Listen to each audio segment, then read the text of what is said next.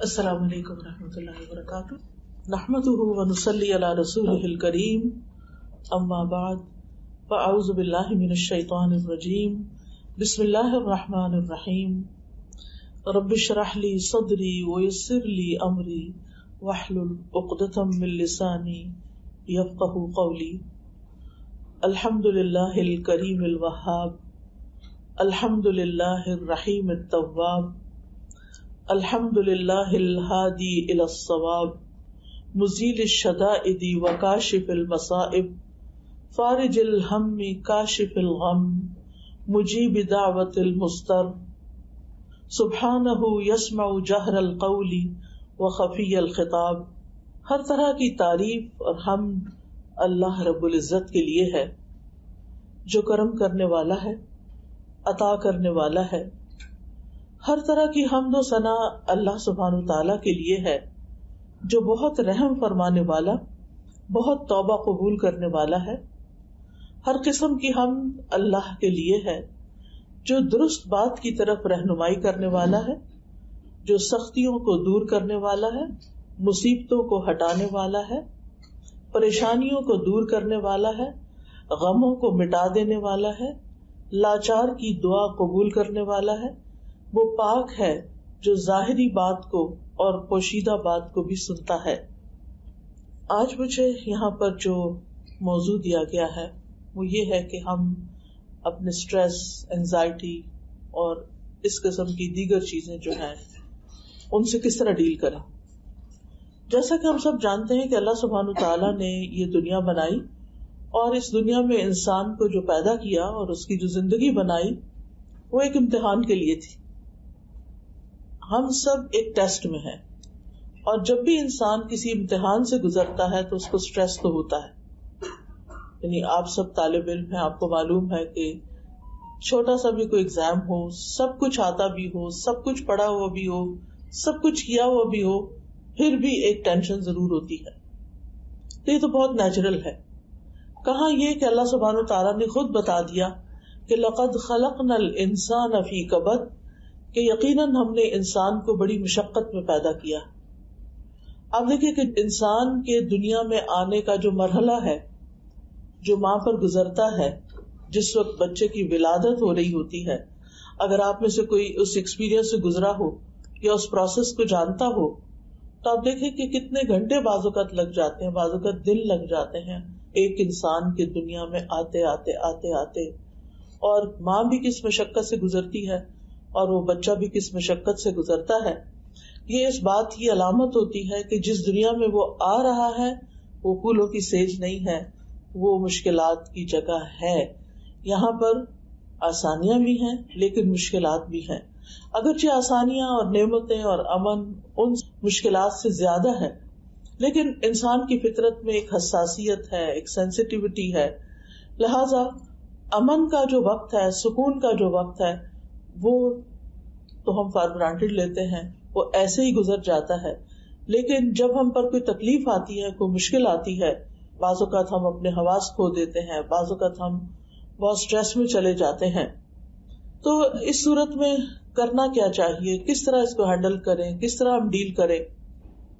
قرآن مجید میں اللہ تعالیٰ فرماتے ہیں وَلَنَبْلُوَنَّكُمْ بِشَيْءٍ مِّنَ الْخَوْفِ وَالْجُوعِ وَنَقْصٍ مِّنَ الْأَمْوَالِ وَالْأَنفُسِ وَالثَّمَرَاتِ وَبَشِّرِ الصَّابِرِينَ الَّذِينَ إِذَا أَصَابَتْهُمْ مُصِيبَةٌ قَالُوا إِنَّا لِلَّهِ وَإِنَّا إِلَيْهِ رَاجِعُونَ أُولَئِكَ عَلَيْهِمْ صَلَوَاتٌ مِّن رَّبِّهِمْ وَرَحْمَةٌ وَأُولَئِكَ هُمُ الْمُهْتَدُونَ۔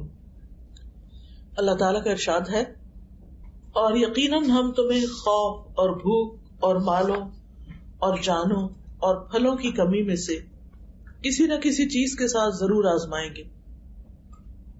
یعنی کبھی ایک آزمائش ہوگی، کبھی دوسری ہوگی، یہ پہلے سے بتا دیا گیا کہ یہ سارے ٹیسٹ ہوں گے، اور صبر کرنے والوں کو خوشخبری دے دیجئے۔ یہ وہ لوگ ہیں کہ جب انہیں کوئی مصیبت آتی ہے تو کہتے ہیں بے شک ہم اللہ کے لیے ہیں اور بے شک ہم اسی کی طرف لوٹنے والے ہیں۔ یہ وہ لوگ ہیں جن پر ان کے رب کی طرف سے کئی مہربانیاں ہیں، بڑی رحمت ہے، اور یہی لوگ دراصل ہدایت پانے والے ہیں۔ یعنی مشکلات تو ہوں گی، لیکن جو مشکلات کو آسان طریقے سے ہینڈل کر لے گا وہ کامیاب ہو جائے گا. اور اس کا بنیادی نقطہ، سینٹرل پوائنٹ کیا ہے؟ صبر. اللہ سبحانہ وتعالیٰ نے ایک اور جگہ پر فرمایا وَنَبْلُوكُمْ بِالشَّرِّ وَالْخَيْرِ فِتْنَةً وَإِلَيْنَا تُرْجَعُونَ. ہم تمہیں اچھے اور برے حالات سے آزمائیں گے، دونوں طرح سے. یعنی نعمت بھی آزمائش ہوتی ہے، آسانی بھی ایک آزمائش ہوتی ہے، اور بالآخر تمہیں ہماری طرف لوٹ کر آنا ہے. آزمائش کا تعلق ضروری نہیں کہ ہمارے کسی گناہ سے ہو، وہ ہو بھی سکتا ہے اور وہ نہیں بھی ہو سکتا. بعض آزمائشیں، بعض تکلیفیں انسان کے اپنے ہاتھوں کی کمائی کا نتیجہ ہوتی ہیں. مثلا بعض بیماریاں جو ہیں وہ انسان کو کیوں لگتی ہیں؟ کیونکہ اس کے اپنی غلطیاں ہوتی ہیں. لیکن بعض دفعہ انسان ہر لحاظ سے اپنے آپ کو ٹھیک رکھتا ہے لیکن پھر بھی اس میں تکلیف آ جاتی ہے.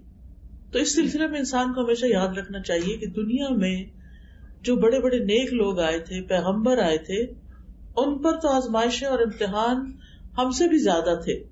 اللہ سبحانہ وتعالیٰ فرماتے ہیں وَلَقَدْ كُذِّبَتْ رُسُلٌ مِّن قَبْلِكَ فَصَبَرُوا عَلَىٰ مَا كُذِّبُوا وَأُوذُوا حَتَّىٰ أَتَاهُمْ نَصْرُنَا وَلَا مُبَدِّلَ لِكَلِمَاتِ اللَّهِ.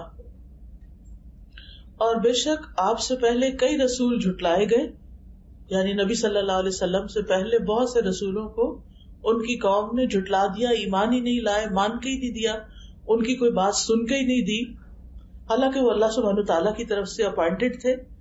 تو انہوں نے اس پر صبر کیا، یعنی کسی طرح کا نیگیٹو ریئیکشن ظاہر نہیں کیا، اور وہ جھٹلائے گئے اور ایذا دیے گئے، تکلیف دیے گئے، یہاں تک کہ ان کے پاس ہماری مدد آ گئی، اور کوئی اللہ کی باتوں کو بدلنے والا نہیں. تو اس سے یہ پتہ چلتا ہے کہ اللہ تعالیٰ کی یہ سنت تو جاری رہے گی کہ وہ لوگ بھی آزمائے جائیں گے جو برے کام کرتے ہیں، اور وہ لوگ بھی آزمائے جائیں گے جو اچھے کام کرتے ہیں. یعنی نیک عمل کرنے والوں کو بھی آزمایا جائے گا، امتحان لیا جائے گا. نوح علیہ السلام جو بہت ابتدائی پیغمبروں میں سے ہیں، ہم جانتے ہیں کہ وہ 950 سال تبلیغ کرتے رہے، لیکن کس طرح ان پر آزمائش آئی کہ چند لوگوں کے سوا کوئی ان پر ایمان نہیں لایا، مگر وہ اپنا کام کرتے رہے. انہوں نے صبر سے کام لیا. موسیٰ علیہ السلام کے لیے فرعون کی آزمائش تھی. یعقوب علیہ السلام سے یوسف علیہ السلام جدا ہو گئے تو 40 سال کی جدائی انہیں برداشت کرنا پڑی، اور وہ اپنے پیارے بیٹے کی جدائی میں روتے رہے کہ ان کی آنکھیں سفید ہو گئیں. یوسف علیہ السلام کی الگ آزمائش ہو رہی تھی، کبھی ایک طرح کبھی دوسری طرح، کبھی بھائیوں نے کنویں میں پھینک دیا، کبھی وہ مصر کے بازار میں بک گئے، کبھی وہ عزیز مصر کے گھر میں اس عورت سے آزمائے گئے اور بالآخر جیل میں ڈال دیے گئے بغیر کسی قصور کے، اور 9 سال کے قریب وہ جیل میں رہے. پھر بالآخر وہاں سے نکالے گئے، اور اللہ سبحانہ تعالیٰ نے دنیا میں بھی ان کے صبر کا ان کو بہترین بدلہ دیا. ایوب علیہ السلام ہم دیکھتے ہیں قرآن مجید میں کہ ان پر آزمائش آئی بیماری کی، اور روایات میں آتا ہے کہ 18 سال تک وہ سخت قسم کی سکن ڈیزیز میں مبتلا رہے. ایک دن کے لیے بھی اگر کہیں ہاتھ پہ کوئی چیز نکل آئے یا کہیں خارش شروع ہو جائے تو انسان بے چین ہو اٹھتا ہے، کہاں یہ کہ 18 ایئرز تک.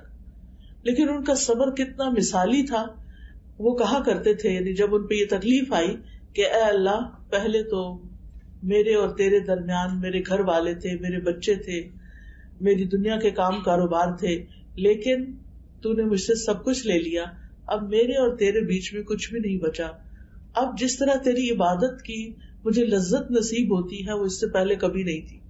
اب یہ بھی ایک مائنڈ سیٹ ہے کہ تکلیف کی وجہ سے وہ اللہ سبحانہ تعالیٰ کو اور زیادہ قریب سے پکار رہے ہیں. سوچ کی بات ہے نا. وہ یہ بھی کہہ سکتے تھے کہ اب تو نے سب کچھ مجھ سے لے لیا تو میں کیوں تیری عبادت کروں، جیسے ہمارے عام طور پر لوگ کرتے ہیں کہ اگر انہوں نے نمازیں پڑھی ہوں، دعائیں کی ہوں اور امتحان میں کامیاب نہ ہو یا مطلوبہ نمبر نہ آئے ہوں تو پھر کیا ہوتا ہے، نماز ہی چھوڑ کے بیٹھ جاتے ہیں یا اللہ تعالیٰ سے ناراض ہو جاتے ہیں. حالانکہ اس سے مسئلہ حل تو نہیں ہوتا اور بگڑتا ہے، لیکن ناسمجھی کی باتیں ہیں یہ. اسی طرح ہم دیکھتے ہیں کہ نبی صلی اللہ علیہ وسلم کے لیے بہت مشکل کا دن تھا جب آپ طائف کے سفر کے لیے روانہ ہوئے. پھر اسی طرح حضرت عائشہ رضی اللہ تعالیٰ عنہا پر ایک الزام لگا تھا اور اس الزام کی وجہ سے وہ 1 مہینے سے زائد عرصے تک روتی رہی اور تکلیف میں مبتلا رہی، حالانکہ وہ نبی صلی اللہ علیہ وسلم کی بہت پیاری بیوی تھی. اسی طرح پچھلی امتوں پر بحیثیت امت بھی بہت تکلیفیں آئیں.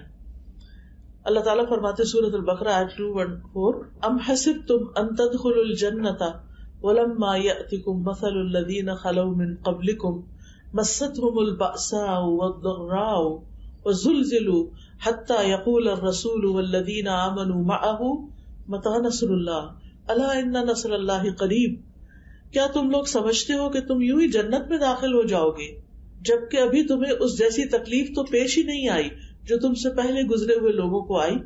انہیں سختیاں اور تکلیفیں پہنچی اور وہ ہلا مارے گئے، یہاں تک کہ رسول اور وہ لوگ جو ان کے ساتھ تھے ان پر ایمان لائے تھے وہ پکار اٹھے کہ اللہ کی مدد کب آئے گی، سنو بے شک اللہ کی مدد تو قریب ہے.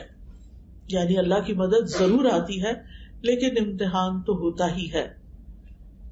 اب سوال ہی پیدا ہوتا ہے کہ یہ امتحان کیوں آتے ہیں، یہ غم اور پریشانیاں کیوں آتی ہیں؟ نمبر 1 انسان کے ایمان کے امتحان کے لیے کہ وہ اللہ سبحانہ تعالیٰ پر کتنا سچا پکا ایمان رکھتا ہے، یعنی خوشحالی میں ہی صرف اللہ کو یاد کرتا ہے یا مشکل میں بھی اللہ تعالیٰ کو یاد کرتا ہے. اگر کوئی شخص تکلیف کے وقت اللہ تعالیٰ کی طرف رجوع کرتا ہے اور آزمائش میں اللہ تعالیٰ سے مدد مانگتا ہے تو ایسا شخص ایک اگلے ہائر لیول پہ چلا جاتا ہے اور وہ اپنے ایمان کی سچائی کا ثبوت دیتا ہے. دوسری وجہ انسان کو بلند درجات دینے کے لیے.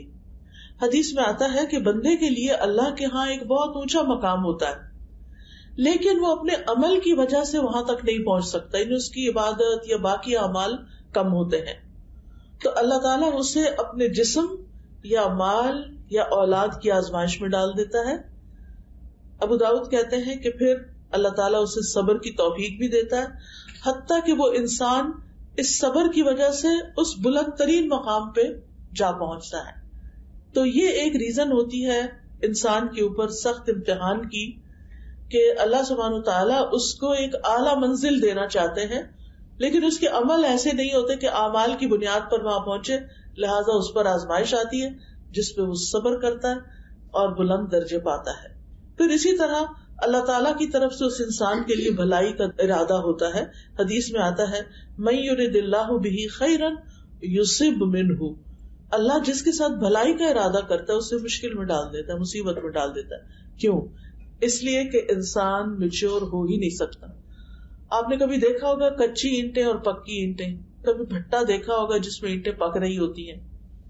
اس سے پہلے وہ لوگ مٹی کو گارے کو بنا کے اور اس سے سانچے سے نکال کے اینٹیں رکھے ہوئے ہوتے ہیں، پھر وہ کسی درجے میں سوکھتی ہیں، پھر ان کو بھٹی کی نظر کرتے ہیں اور وہ کئی دن تک ان کے نیچے آگ جلائی جاتی ہے، پھر وہ اتنی پکی اینٹیں ہو جاتی ہیں کہ پھر ان کے اوپر پوری عمارتیں کھڑی کر دی جاتی ہیں. تو بالکل اسی طرح انسان میچور نہیں ہوتا، کچا ہی رہتا ہے، اس کے اندر پختگی نہیں آتی، وہ بڑے کام کرنے کے قابل نہیں ہوتا جب تک وہ مشکلات سے نہیں گزرتا.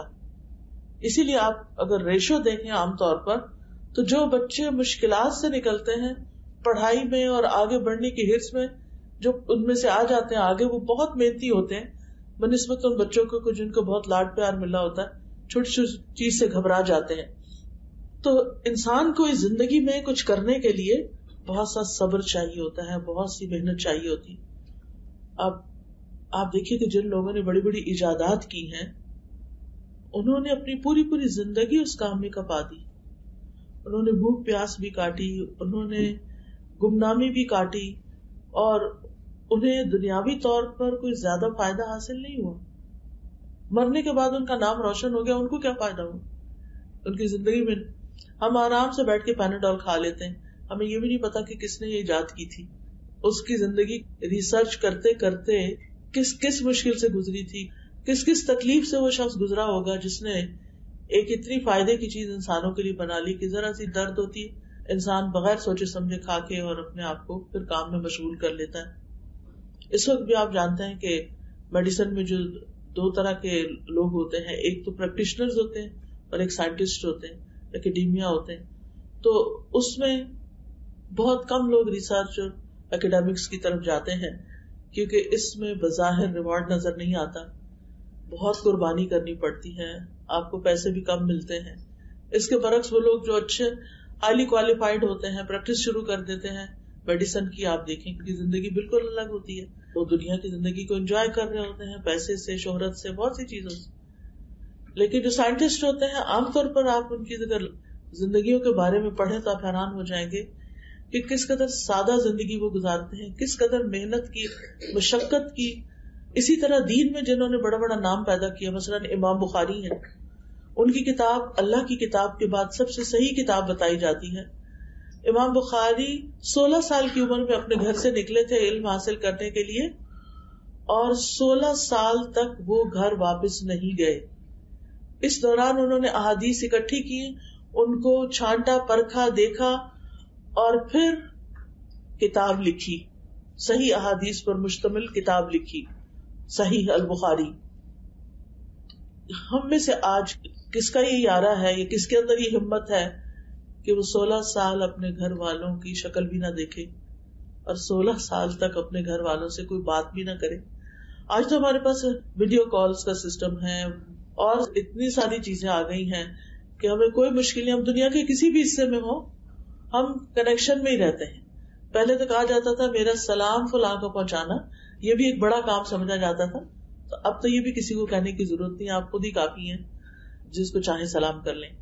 تو اس میں آپ دیکھیے کہ انہوں نے 16 سال لگا کر ایک کتاب لکھی.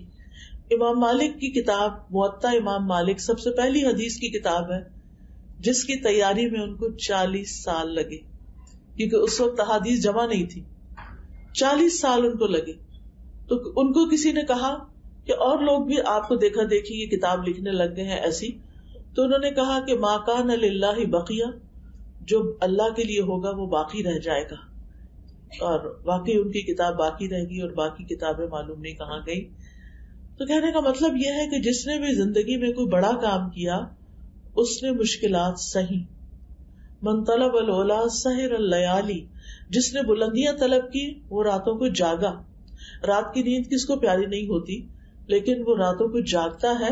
اور اس میں ہم دیکھتے ہیں کہ امام بخاری کے ساتھ ایک طالب علم اور تھے، وہ کہنے لگے ایک مرتبہ مجھے ان کے ساتھ رات گزارنے کا موقع ملا، میں نے گنا کہ امام بخاری رات 18 مرتبہ اٹھے، رات کے دوران 18 بار اٹھے، دیا جلایا، کچھ لکھا، بند کیا، پھر سو گئے، پھر اٹھے، پھر کچھ لکھا. معلوم نہیں خواب میں دیکھتے ہوں گے یا ان کے ذہن یعنی سو کے بھی نہیں سوتے ہوں گے.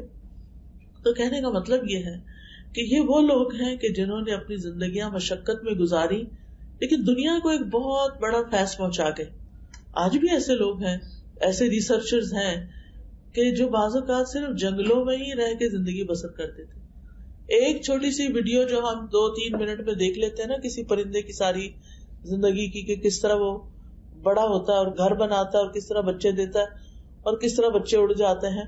وہ 60 days بھی ریسنٹلی کسی نے مجھے بھیجی، تو بہت ہی انٹرسٹنگ تھا. اللہ کی تخلیق پہ غور کرنا چاہیے. اس ٹیکنالوجی کے دور میں ہر چیز بری بھی نہیں ہے. خیر، تو اس میں دیکھ رہی تھی کہ 60 days کی ویڈیو تھی. اب میں سوچ رہی تھی اس شخص نے جو یہ ویڈیو بنائی ہے یہ 60 days تک کانسٹنٹ آبزرویشن کرتا رہا اس پرندے کی کہ کس طرح یہ گھر بنانے سے لے کے، انڈے دینے سے لے کے اور بچوں کو پالنے سے لے کے کس طرح یہ ایک بچہ پھر اڑ جاتا ہے. تو چھوٹا سا بھی کام کرنا تو انسان کو محنت اور صبر کی ضرورت ہوتی ہے. اس کے بغیر اگر آپ صرف ایک حیوان کے لیول پر زندگی بسر کرنا چاہتے ہیں، گائے بھینس کے لیول پر، تو آپ دیکھیں اس کی زندگی میں کیا ہے. صبح سو کے اٹھتے ہیں، کھاتے ہیں، پیتے ہیں، دودھ دیتے ہیں، پھر کوئی کھانا شروع کر دیتے ہیں، پھر دوبارہ سو جاتے ہیں بیٹھے بیٹھے یا کھڑے کھڑے، پھر دوبارہ کچھ کھا لیتے ہیں. کئی دفعہ دیکھو کھانا ہی کھانا، ان کے 4 پیٹ ہوتے ہیں، آپ کو معلوم ہی ہوگا. اور کام ان کا کیا صرف ہمارے لیے دودھ بنانا یا پھر اپنے بچے پیدا کرنا، اور ان کے بچے کچھ ان کا دودھ پی لیتے ہیں. تو اب آپ سوچئے کہ ایک وہ زندگی ہے کہ جس میں آپ اٹھیں، کھائیں پیئیں اور سو جائیں، اور پھر اٹھیں، کھائیں پیئیں اور کہیں نکل جائیں، اور اٹھیں، کھائیں پیئیں اور پھر. تو یہ زندگی تو حیوانوں کی زندگی ہوتی ہے، انسانوں کی تو نہیں ہوتی. لیکن ظاہر ہے کہ انسانوں کو جب کوئی کام کرنا پڑتا ہے تو اس میں انہیں مشقت ہوتی ہے. اور جب مشقت ہوتی ہے تو پھر انسان کو تکلیف پہنچتی ہے اور انسان کی استقامت ختم ہونے لگتی ہے. جو بھی اس نے کام شروع کیا تھا آدھے میں چھوڑ کے نکلنا چاہتا ہے اسے. اور پھر آپ سوچئے کہ اس کا نتیجہ کیا ہوتا ہے یا انجام کیا ہوتا ہے. وہاں تک تو وہ نہیں پہنچ سکتا جہاں تک اس کے لیے پہنچنا ہوتا ہے. اگر انسان یہ بات یاد رکھے کہ غموں سے پاک زندگی صرف جنت کی زندگی ہے, دنیا میں یہ نہیں ہو سکتا, تو پہلے سے ہم مینٹلی پریپیئرڈ ہوں گے کہ اس دنیا میں تو امتحان ہوں گے.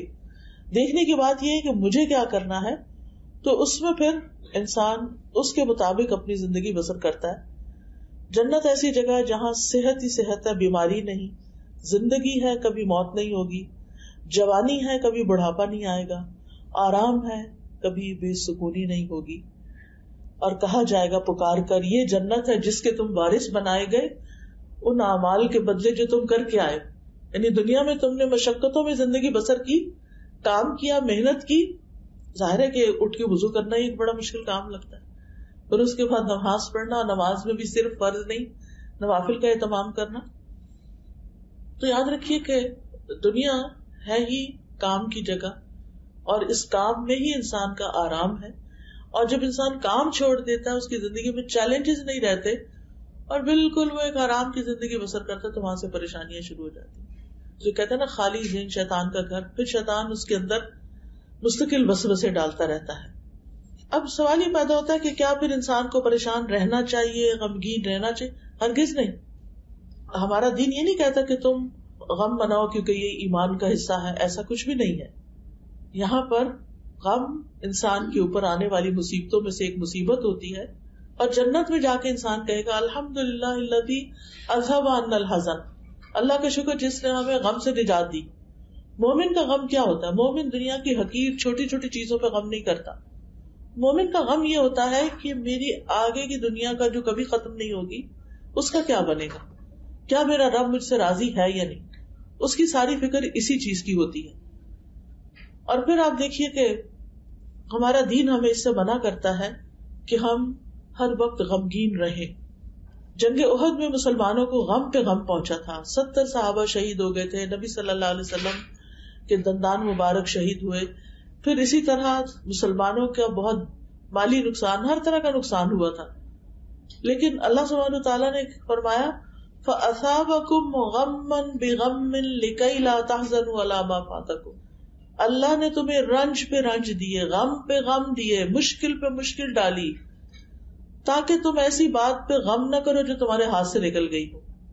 یعنی جو چیز ہمارے ہاتھ سے چھٹ گئی, اگر کوئی اپرچونٹی نکل گئی, ہم کہیں سلیکٹ نہیں ہوئے کسی پروموشن کے لیے, کسی چیز کے لیے, اب ہو کچھ نہیں سکتا, اب صبر کر کے آئندہ کی تیاری کرو.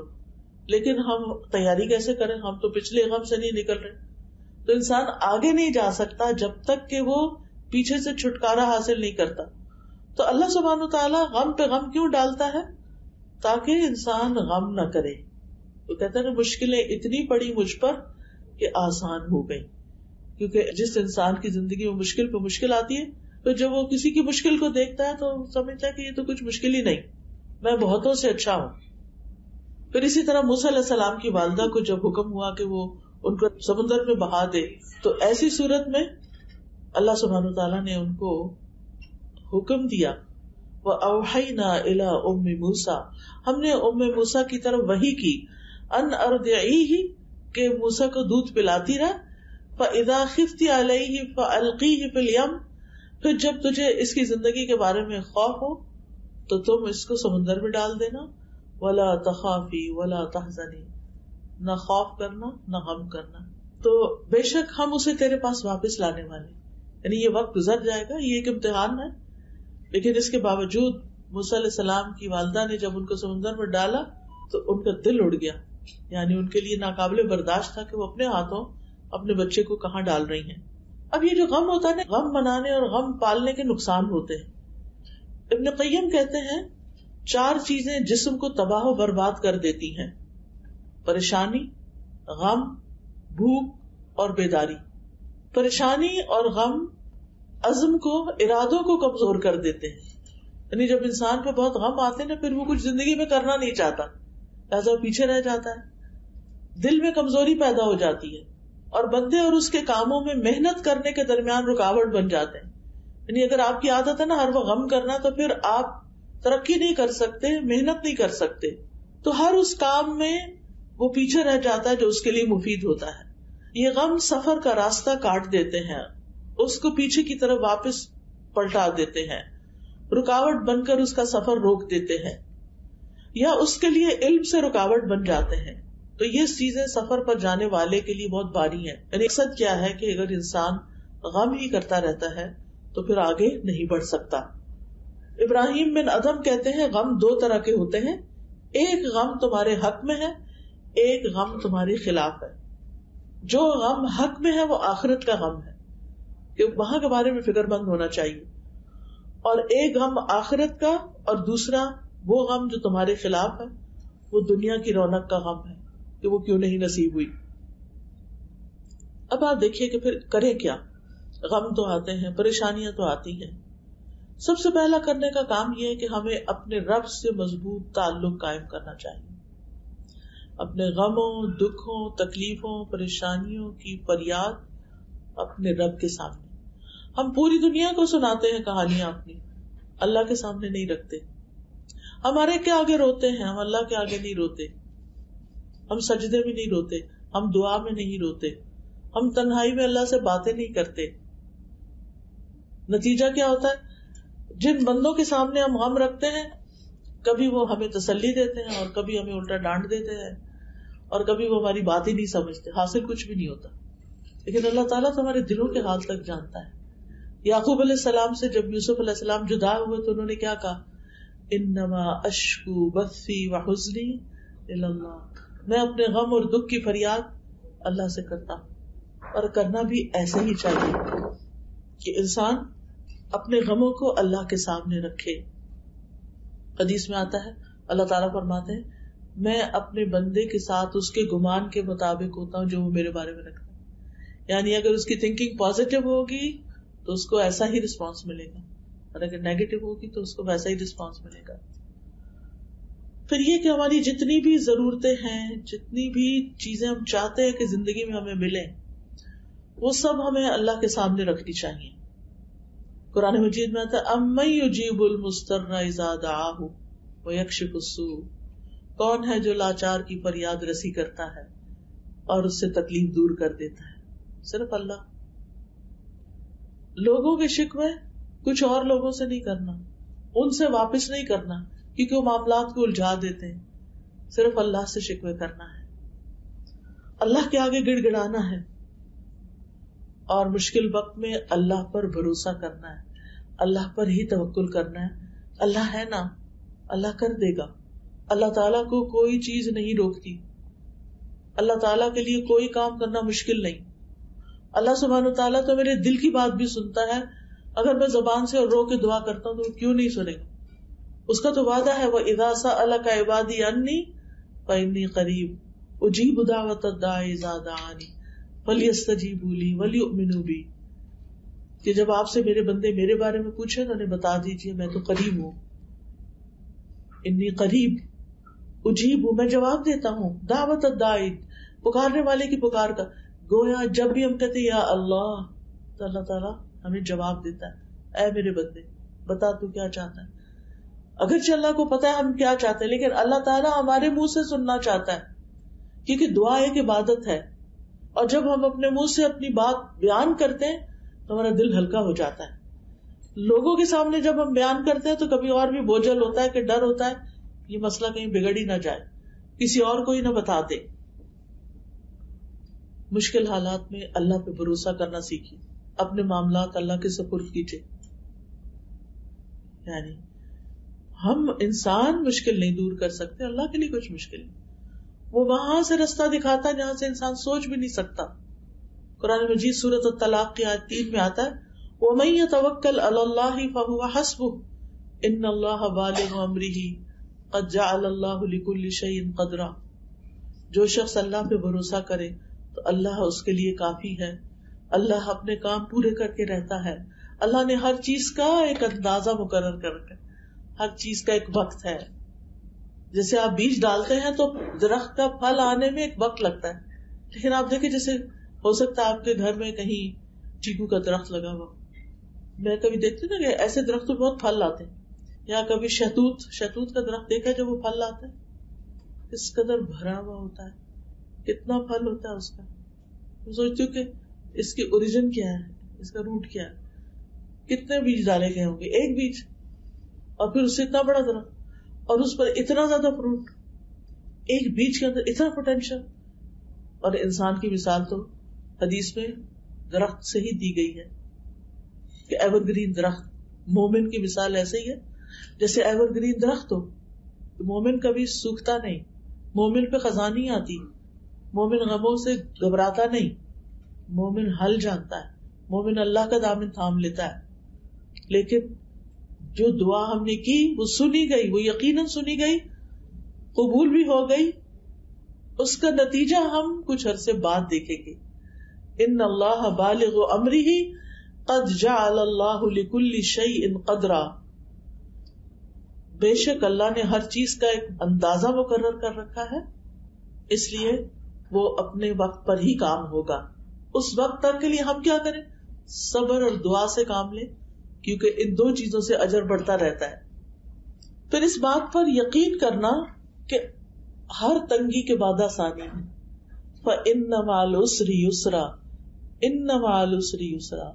تنگی کے بعد آسانی ہے, پھر تنگی کے بعد آسانی ہے. اور یہ یاد رکھنا کہ ہر تنگی کے ساتھ دو آسانیاں ہیں, کیونکہ 2 دفعہ آسانیوں کا ذکر آیا ہے. پھر اچھا وقت آنے کا انتظار کرنا, مایوس نہیں ہونا, موت کا ہی نہیں سوچنے لگ جانا, مرنے کی باتیں نہیں کرنا, ہوپ فل رہنا. کیونکہ ہمارے سر میں شدید درد تو ہم کہتے ہیں بس پتہ نہیں ہم بچیں گے کہ نہیں, پھر پھٹ ہی نہ جائے رکھ, سر میں سے کچھ پھٹ گیا تو علاج بھی کوئی نہیں اس کا. لیکن امید اچھی رکھنا, سوچ اچھی رکھنا, دعائیں جو اللہ نے سن لی آپ کے لیے ذخیرہ کر دی, اس کے بارے میں سوچ اچھی رکھنا. پھر اسی طرح اللہ تعالیٰ کے احکامات کی حفاظت کرنا. نبی صلی اللہ علیہ وسلم نے فرمایا احفظ اللہ یحفظک, تم اللہ کے احکام کی حفاظت کرو, اللہ تعالیٰ تمہاری حفاظت کرے گا. اور اس میں سب سے پہلا حکم کون سا ہے؟ نماز.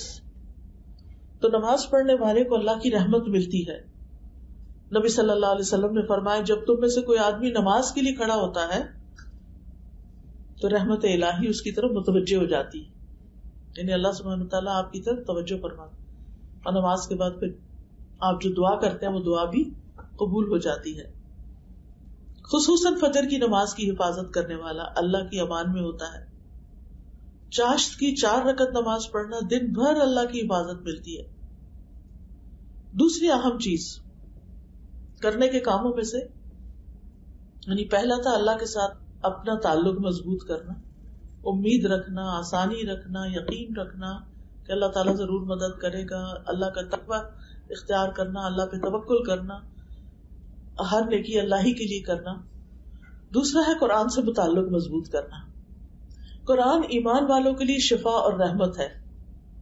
اللہ تعالیٰ نے ہمارے لیے قرآن کی شکل میں ایسی روحانی بیماریوں کے لیے شفا رکھ دی ہے اور اس کے لیے بھیجی ہے یہ کتاب.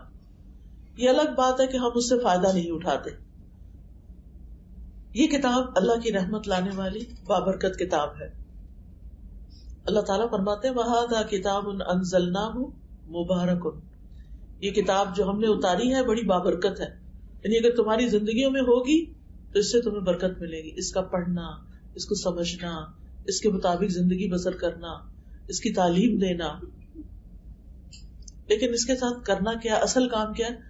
فَاتَّبِعُوهُ, اس کی پیروی کرو, اس کو فالو کرو, اس کو اپنا امام بناؤ, اس کو اپنا رہنما بناؤ. وَاتَّقُوا, اور ڈرو, لَعَلَّكُمْ تُرْحَمُونَ, تاکہ تم رحم کیے جاؤ. یہ کتاب اللہ سے جوڑنے کا بہترین طریقہ ہے. پیچھے بات کی تھی نا میں نے کہ اللہ سے تعلق قائم کریں. کیسے کریں؟ نماز سے کریں اور قرآن کے ذریعے کریں. اور پھر گھروں میں برکت, آپ کی زندگی میں برکت, اور جتنا جتنا آپ اس کتاب کو پڑھتے چلے جائیں گے اتنا اتنا آپ کے دل میں بھی سکون آئے گا, اور جتنی اس کی خدمت کریں گے اتنی آپ کی زندگی میں برکتیں آئیں گی. پھر چونکہ ہر وقت انسان قرآن نہیں پڑھ سکتا تو پھر چلتے پھرتے اور کام کرتے ہوئے کیا کرے انسان؟ اللہ کا ذکر کثرت سے کرے. اور خاص طور پر جو مشکل اگر آئی ہے تو اس کے لیے یا حی یا قیوم, برحمتک استغیث یا ذا الجلال والاکرام یا بدیع السماوات والارض یا اللہ یا رحمان یا رحیم. اللہ تعالیٰ خود فرماتے ہیں کہ اللہ سبحانہ وتعالیٰ کے ناموں سے اس کو پکارو، اس سے دعائیں جلد قبول ہوتی ہیں. ذکر کرنے سے اور مسلسل ذکر سے دل کو سکون مل جاتا ہے، سٹریس کم ہو جاتا ہے. ذکر روح کی غذا ہے. یہ سٹریس اور انزائٹی کیوں ہوتے ہیں اس کے بارے میں پڑھ رہی تھی کہ یہ اوپر سرفیس پہ جو سمپٹم نظر آتی ہیں یہ اصل میں ہمارے سب کانشیس کے اندر بہت کچھ پیچھے جا چکا ہوتا ہے جو ان پلیزنٹ ہوتا ہے، اور پھر ایک دن آتا ہے کہ وہ سرفیس پہ آ جاتا ہے، ہمارا بہیویئر چینج ہو جاتا ہے. اگر ہم اس کے اندر، کیونکہ انسان کے اندر ایک طلب تو ہے نا کسی چیز کی. بازو کا سمجھتا ہے انسان شاید مجھے مال چاہیے، مجھے کمپینین چاہیے، مجھے سیر و تفریح چاہیے. یہ سب کچھ کرنے کے بعد پھر کیوں ہے آپ پریشان؟ تو اب تو آپ کو خوش ہو جانا چاہیے. وہ اس لیے کہ صرف ان چیزوں سے یہ ویکیوم نہیں بھر سکتا. اگر آپ اللہ تعالیٰ سے ایک تعلق قائم کریں گے، اس کے دین سے تعلق قائم کریں گے، قرآن سے تعلق قائم کریں گے، تو پھر وہ جو اندر جو سب کانشیس ہے، جو کچھ آپ پڑھتے جائیں گے، سنتے جائیں گے، اندر جا کر وہ اس کو آلٹر کرنا شروع کر دے گا، بیماری کو باہر نکالے گا اور اپنی جگہ بنائے گا. کیونکہ جاء الحق وزہق الباطل ان الباطل کان زہوقا. حق آ گیا، باطل چلا گیا. تو جو باطل وسوسے شیطان کی باتیں اور بہت کچھ دل میں بیٹھا ہوا ہوتا ہے، وہ حق بات یعنی قرآن کی بات آ کر اس کو نکال دیتی ہے. اور ذکر سے انسان کو زندگی ملتی ہے، رحمت اور سکینت ملتی ہے، پریشانی اور خوف زائل ہوتا ہے، شیطان کے حملوں سے بچاؤ حاصل ہوتا ہے. ابن قیم کہتے ہیں اللہ کا ذکر مشکل کو آسان کر دیتا ہے، تنگی اور مشقت کو کم کر دیتا ہے. بس جب بھی کسی مشکل پر اللہ کا نام ذکر کیا جاتا ہے تو وہ آسان ہو جاتی ہے. جب بھی کسی مشقت پر اللہ کا ذکر کیا جاتا ہے تو وہ بھی آسان ہو جاتی ہے. اور جس کسی تکلیف پر، سختی پر اللہ کا ذکر کیا جاتا ہے وہ زائل ہو جاتی ہے، اور جس تکلیف پہ اللہ کو یاد کیا جاتا ہے وہ ختم ہو جاتی ہے. اللہ کے ذکر کی تو بہت سی قسمیں، سبحان اللہ و بحمدہ، سبحان اللہ العظیم، سبحان اللہ، الحمدللہ ایک دفعہ کہنا میزان کو بھر دیتا ہے. یعنی استغفر اللہ، بہت ساری چیزیں، درود شریف، آیت کریمہ، ان میں سے جو بھی چیز آپ پڑھنا چاہیں پڑھتے جائیں. لیکن ان سب میں جو بہترین چیز ہے جس سے انسان کی مشکلات حل ہوتی ہیں وہ استغفار ہے، اللہ سے گناہوں کی معافی مانگنا. کیونکہ ہمارے اور اللہ کے بیچ میں جو چیز رکاوٹ ڈالتے ہیں وہ ہمارے ہی گناہ ہوتے ہیں. مثلا نماز نہیں پڑھی، مثلا زبان سے لوز ٹاک، مثلا کسی کا حق مار دیا، کسی کو ذلیل کر دیا، کسی کو بے عزت کر دیا، کسی کو پریشان کر دیا، یہ ساری چیزیں اس میں آ جاتی ہیں. پھر روزی میں کشادگی اور مال میں بڑھوتری بھی استغفار سے ہوتی ہے. بہت زیادہ خیر و برکت اور بارشوں کا اترنا اور جسم کی طاقت کا سامان ہونا، یہ بھی اسی استغفار کے ساتھ ہے. پھر یہ کہ ہمیں ایک اور کام کرنا چاہیے اور وہ ہے اللہ سے اچھا گمان، کہ اگر تکلیف بھی آئی ہے تو میرے رب نے کسی وجہ سے بھیجی ہے اور اس کا نتیجہ اچھا ہی ہوگا. اللہ کی تقسیم پہ راضی رہنا. اگر ہم سے کسی کو زیادہ مل گیا تو اس سے جیلس نہیں ہونا، کیونکہ جیلسی تو ہمارے اندر آگ بھڑکا رہی ہے. اس کو کیا جاتا ہے، اس کو تو کچھ نہیں ہوتا. کیونکہ جو کچھ انسان کو ملتا ہے وہ انسان کے لیے ایک امتحان ہی ہوتا ہے. اگر وہ ہمیں نہیں ملا، کسی اور کو ملا تو اسی کا امتحان ہوگا، ہمارا تو نہیں ہوگا. پھر یہ یاد رکھے کہ مایوس ہونا کبیرہ گناہ ہے، اور ملنے والے اجر پہ نظر رکھنا جو ہے انسان کے حوصلے بلند کر دیتا ہے. پھر صبر اور شکر لازم کر لیں زندگی میں، مشکلات پہ صبر اور نعمتوں پہ شکر. کوئی بھی نعمت جو آپ کو ملے، چھوٹی ہو یا بڑی، فوراً اللہ کا شکر ادا کریں. غموں پر، دکھوں پر، تکلیفوں پر صبر. فاصبر صبرا جمیلا. اللہ سبحانہ تعالیٰ ایسے لوگوں کی تعریف کرتے ہیں جو صبر سے کام لیتے ہیں، اور پھر یہ تعریف ہر حال میں ہونی چاہیے. ایک اور چیز جو مشکلات کو ٹالتی ہے وہ ہے صدقہ خیرات. ہمیں ہر روز کچھ نہ کچھ ضرور صدقہ کرنا چاہیے، تھوڑا ہو یا زیادہ.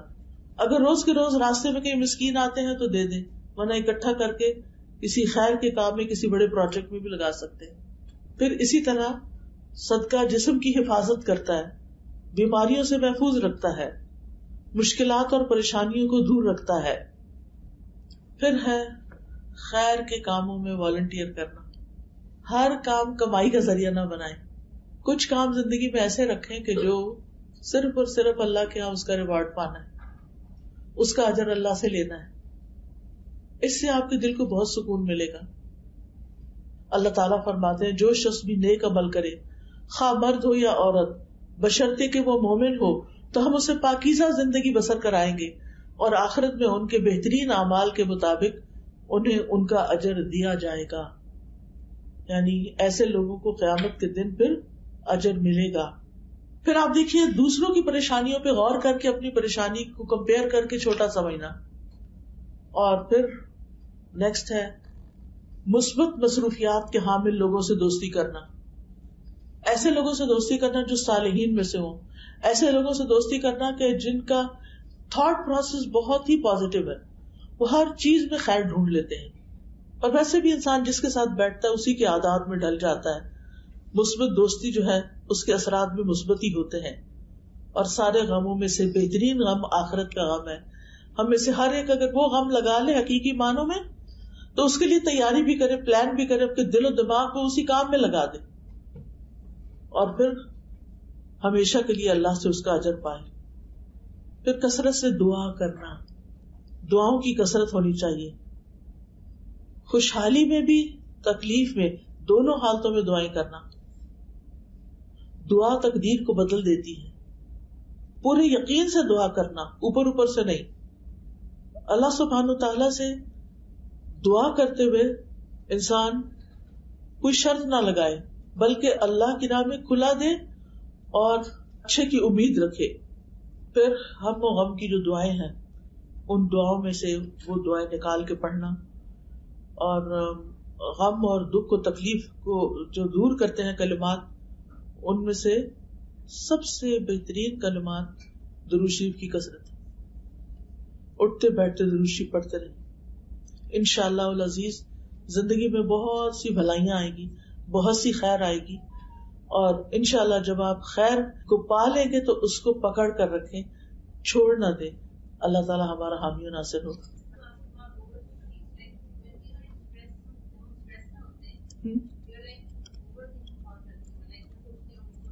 ہاں, اس کا میں ایک علاج آپ سب کو بتاتی ہوں, نوٹ کر لیں. ہے تو دعا, مجھے بہت فائدہ ہوا اس کا, کیونکہ میرے پہ بہت ساری ذمہ داریاں ہوتی ہیں, ایک کام کے بعد ایک کام, ایک چیز کے بعد ایک چیز. یعنی مینٹلی میں بہت زیادہ آکیوپائڈ ہوتی ہوں. اگر فزیکلی میں کچھ نہیں بھی کر پاتی تو مینٹلی بہت آکیوپائڈ ہوتی ہوں. اس کی وجہ سے پھر میں بھی اوور تھنک کرنے لگ جاتی تھی اور ریلیکس نہیں ہو پاتی تھی. نبی صلی اللہ علیہ وسلم نے ایک دعا سکھائی ہے کہ اگر جیسے نماز میں ہماری خشوع نہیں ہوتا نا, اور بار بار دھیان ادھر جاتا ادھر جاتا, پتہ ہی نہیں چلتا, نماز بھول جاتی, اور تو نماز کے اندر بھی اور نماز کے باہر بھی 3 دفعہ یہ دعا پڑھیں, اعوذ باللہ السمیع العلیم من الشیطان الرجیم من ہمزہ ونفخہ ونفثہ, تا کے ساتھ 3 دفعہ یہ دعا پڑھنی ہے. اعوذ باللہ السمیع العلیم من الشیطان الرجیم من ہمزہ ونفخہ ونفثہ. اعوذ باللہ السمیع العلیم من الشیطان الرجیم من ہمزہ ونفخہ ونفثہ. ایسے کر کے دل کے اوپر تھوکنا ہے. تھوکنے سے مراد یہ کہ ایک تو کہتے ہیں نا چھو, ایسے نہیں, تھو تھو تھو, جس میں ہلکی پھلکی تھوک بھی آ جائے بیچ میں سے. اتنا مجھے اس دعا کا فائدہ ہوا, میں ہر روز صبح فجر کے بعد پڑھتی ہوں, اور دن بھر اتنی کام اور ریلیکس, اور وہ ورنہ پہلے اتنی انگزائٹی ہو جاتی تھی, اچھا یہ تو ہوا نہیں, ابھی اگلا کب ہوگا, اور یہ کب ہوگا, اگر ٹریول کر رہے ہیں تو کب پہنچیں گے, کیا یہ خواہ بخواہ کے بیچے فائدہ تو کچھ نہیں. اب آپ دیکھیں کہ جب آپ ریلیکس ہوتے ہیں تو آپ اپنے آس پاس کو انجوائے کرتے ہیں, کوئی انسان ہے آپ کے ساتھ, اس کی بات سنتے ہیں, اس سے تبادلہ خیال کرتے ہیں, کسی کی مدد کر, یعنی 100 کام ہوتے ہیں. اور کچھ درخت دیکھ دیکھ کے خوش ہوتے رہتے ہیں, اللہ کی کریشن دیکھ کے خوش ہوتے ہیں. یعنی لائف کو انجوائے کرنا چاہیے. جب ہم غم میں, دکھ میں, اسٹریس میں, انگزائٹی میں, پریشانی میں, تناؤ میں, ڈپریشن میں ہوتے ہیں تو ہم زندگی انجوائے کر سکتے ہیں. اور زندگی آسان نہیں ہے, زندگی میں تو ٹیسٹ ہوں گے ہی, لیکن ہمیں اس کے ساتھ ڈیل کرنا آنا چاہیے. اسی طرح اگر آپ کو زیادہ ہو رہا ہے کوئی مسئلہ تو پھر ربی اعوذ بک من ہمزات الشیاطین واعوذ بک ربی ان یحضرون 7 پڑھ لیں. کچھ دن آپ ہر نماز کے بعد یہ 3 دفعہ پڑھ لیں، پھر آپ روٹین بنا لیں 1 دفعہ فجر میں 1 سے نماز. اور ضروری نہیں کہ نماز کے بعد، اینی ٹائم آپ پڑھ سکتے ہیں اس کو. لیکن انشاءاللہ، کیونکہ ہوتا ہی کہ شیطان ہمارا دشمن ہے. اللہ تعالیٰ بھی فرماتے ہیں قرآن مجید میں تمہارا دشمن ہے تم اسے دشمن سمجھو، لیکن ہم سمجھتے نہیں ہیں. ہم کہتے ہیں وہ کیا کر لے گا ہمارا، ہم خود ہی بہت اسٹرانگ ہیں. ہم اتنے اسٹرانگ نہیں ہیں، وہ ہمیں چاروں طرف سے گھرتا ہے. اس نے کہا تھا ثم لآتینہم من بین ایدیہم ومن خلفہم وعن ایمانہم وعن شمائلہم، کہ میں ان میں سے اکثریت کو اپنے راستے پہ لے جاؤں گا، ان کے آگے سے آؤں گا، پیچھے سے آؤں گا، دائیں سے آؤں گا، بائیں سے آؤں گا. ولا تجد اکثرہم شاکرین، اور ان میں سے اکثریت کو آپ شکر گزار نہیں پائیں گے. شکر ادا کرنے کے لیے نعمتوں کو جاننا دیکھنا ضروری ہوتا ہے. جب ہماری آنکھوں کو ہماری نعمتیں ہی نظر نہیں آتی تو ہم نے شکر کیا کرنا. تو یہ یعنی شیطان کا ایک بہت بڑا ہتھیار ہے کہ ہمارے اندر ایسے وسوسے، ایسے خیالات، ایسی باتیں ڈالنا شروع کر دیتا ہے کہ جس کی وجہ سے پھر ہم خواہ پریشانی کا شکار ہو جاتے ہیں.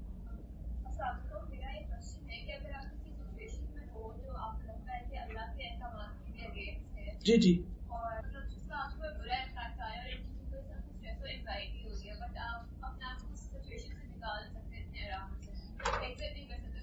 جتنا جلد نکل سکے نکل جائیں.